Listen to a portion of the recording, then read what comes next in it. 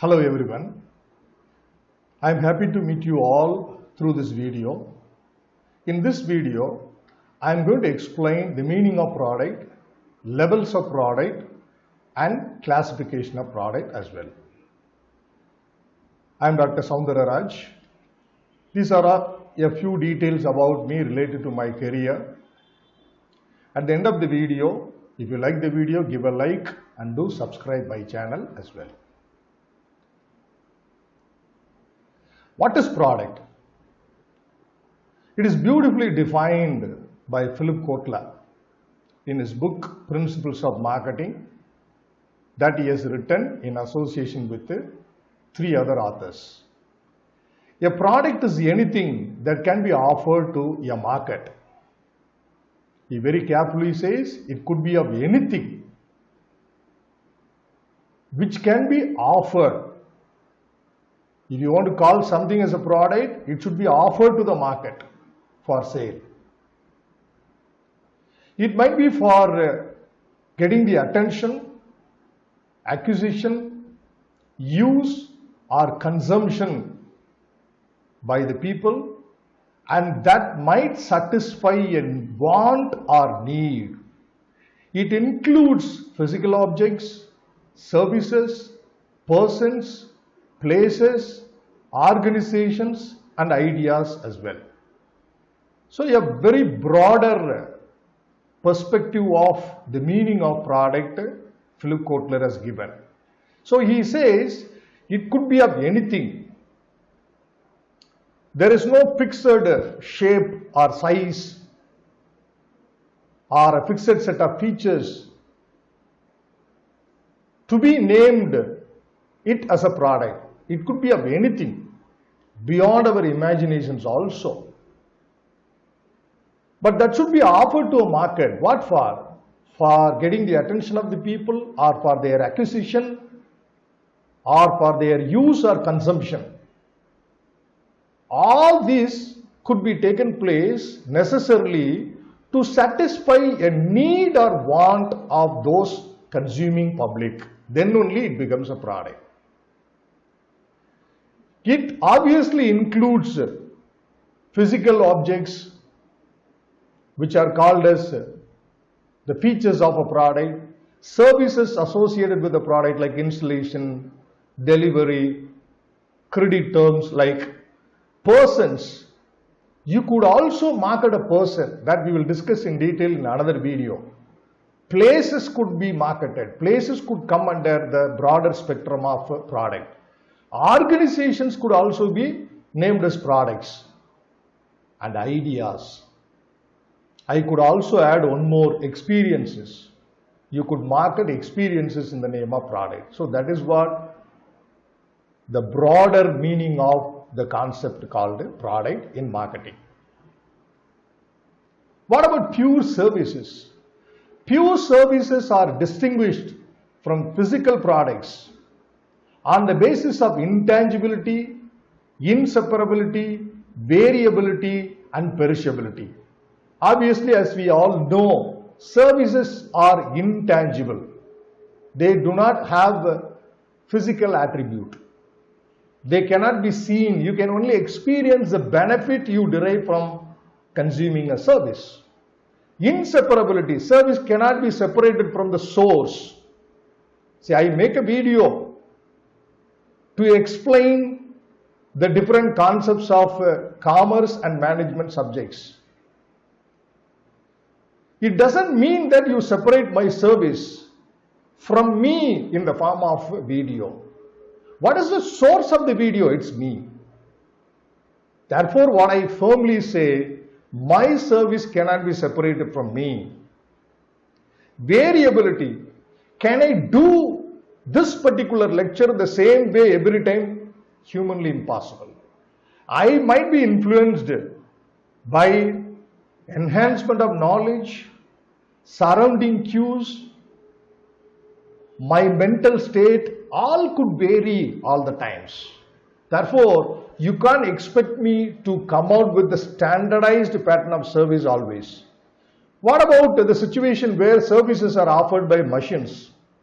You can say they could be standardized. There you can't notice variability. No. You talk about the whole scenario in which you find both the service provider and the service receiver. You can expect the machine to be standardized in offering the service. I agree with that. What about the receiver? You can't expect the receiver, the human being, to be the same mental state or the same conditions all the time when he comes to receive the service. This is a peculiarity of service, variability. And perishability, the service which is not offered goes perishable. I could have started taking videos of my lecture long ago. When I started my career in Loyola College, Chennai in the year 2000, I could have very well started. I delivered so many very good lectures on various topics. But now only the time has come for me to leverage my ideas and expertise with the student or learners community through this particular virtual platform called YouTube. That's what the idea. But what about the services I offered in the past? They all perished. They all perished.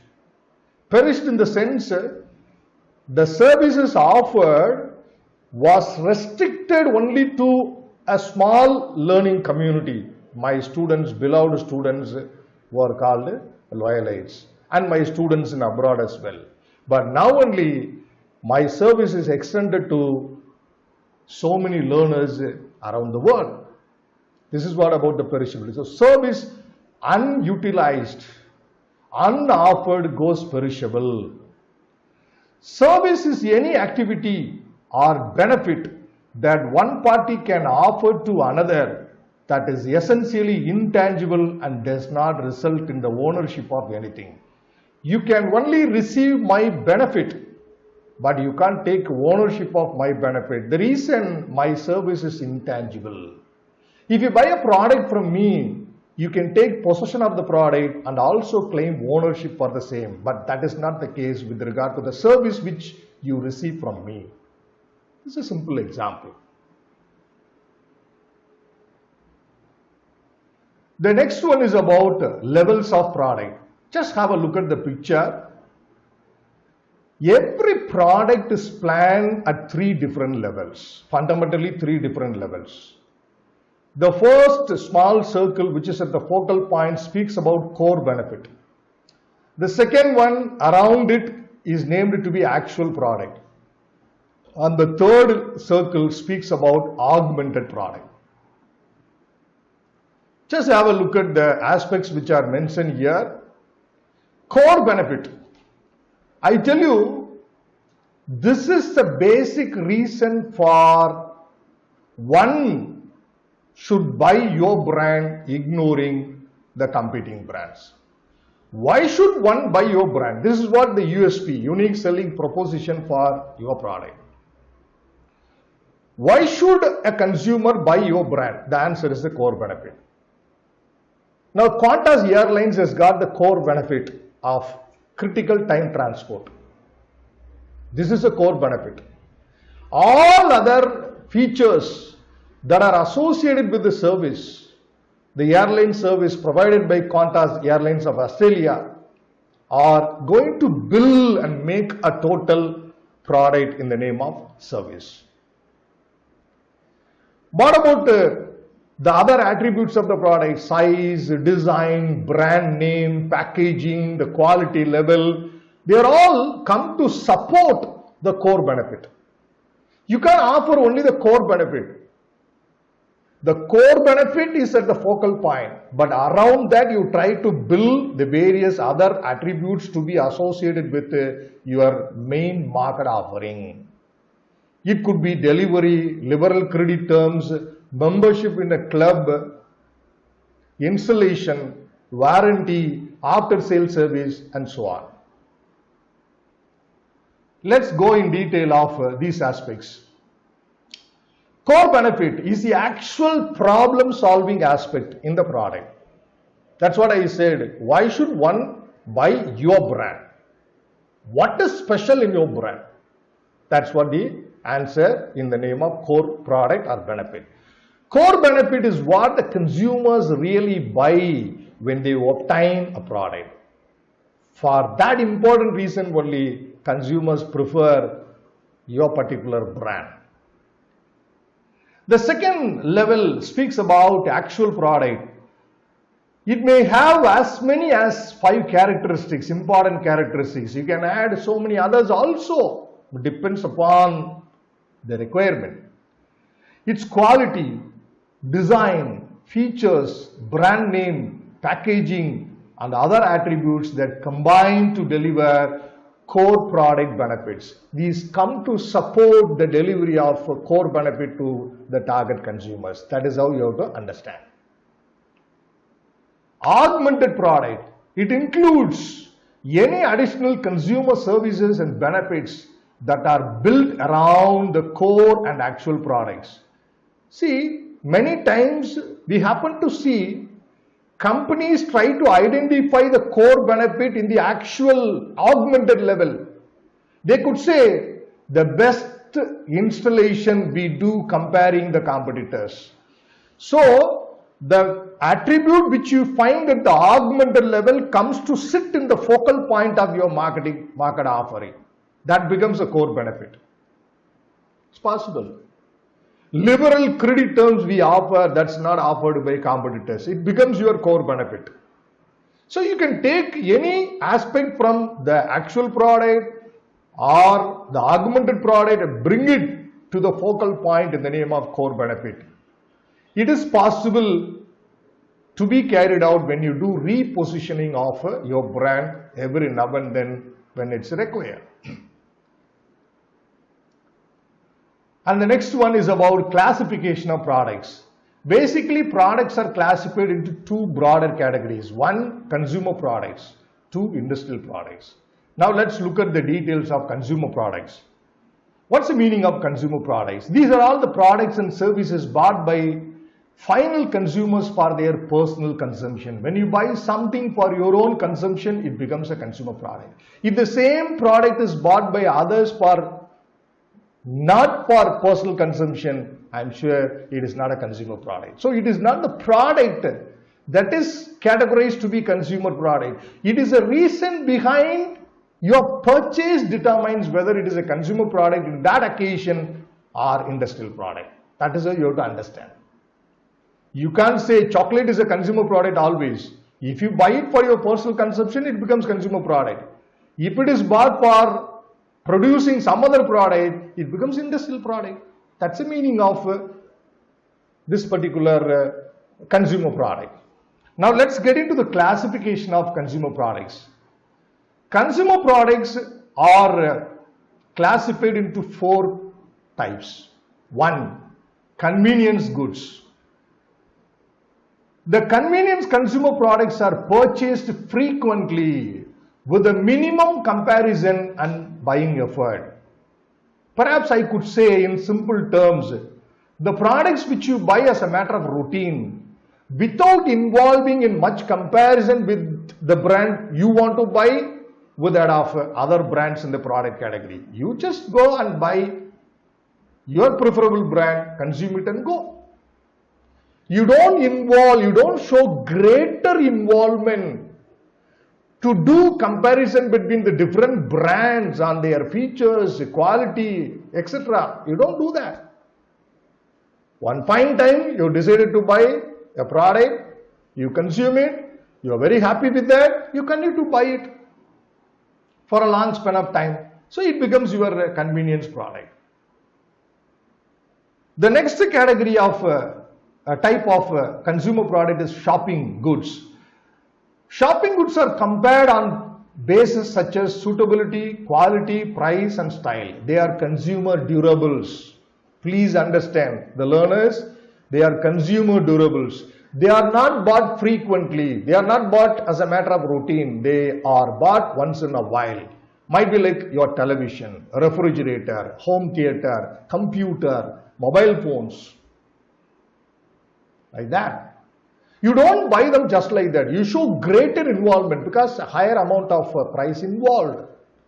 You do involve in comparing the features of a particular brand with that of others and decide a brand to be bought finally. And the next one is about specialty goods. They have unique characteristics or identification which buyers and are specifically sought by the consumers. Rolex watches.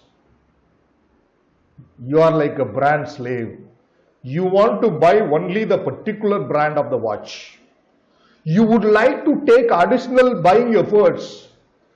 Do you involve in comparing this brand with that of others in the product market? No. This is special for you. Should it be special for everyone? Not necessary. It should be special for the people who are targeted upon. That is what is important. So, specialty products. And the next one is about unsought products. This is something very peculiar. These goods may be unknown. Products may be unknown to the buyer, to the targeted consumers, or known to them, but they never thought of buying them in the normal course of action. Either you know that they are meant for you, or you do not know it is available in the market.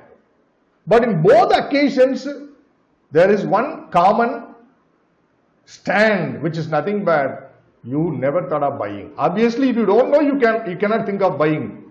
Forget about it.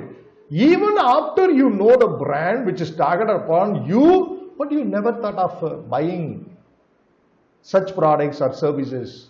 Might be an insurance policy or services like blood donation, etc. These are all unsought products. And the next one is about industrial products.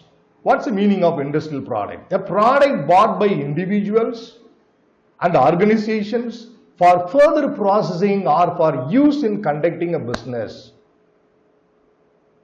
So they are certainly not for personal consumption. Make that point very clear.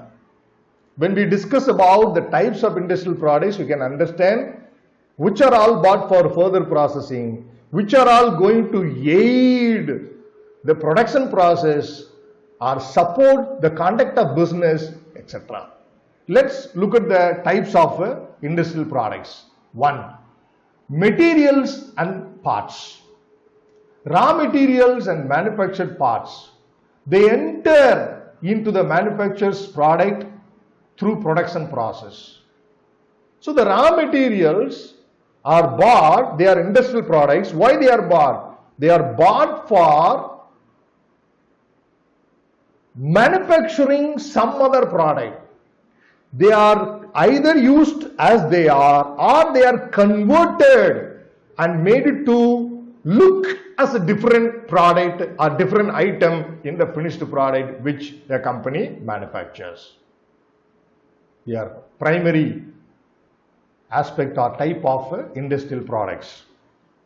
The second one is about capital items. Capital items are industrial products that aid in the buyer's production or operations, including installations, accessories, I would say machinery, furniture, whatever you are going to treat as your fixed assets in your business. You can run the business without some of these capital items, but you can't run them very effectively. You can't run them very effectively. So they are procured basically to facilitate either the conversion of raw material into finished product, or they come to facilitate the smooth conduct of your business. That's the idea behind capital items. The next one is about supplies and services. They do not enter into the production process at all. I mean, they are not converted into the finished product, but they do facilitate the conversion. They are not converted, but they facilitate the conversion of something into finished product. What are all those items? They could be like lubricants, which make the machineries to be in good condition, working condition. Coal, paper, repair and maintenance items, etc. They are generally bought with minimum comparison and effort. These are all the types of industrial products. Thanks for watching this video. I hope I have reached out to you in a better way, and I believe that I am positioned uniquely in your minds through this video. Keep watching my videos, offer your support so that I will be motivated to come out with many more videos on commerce and management subjects. Have a happy learning, everyone.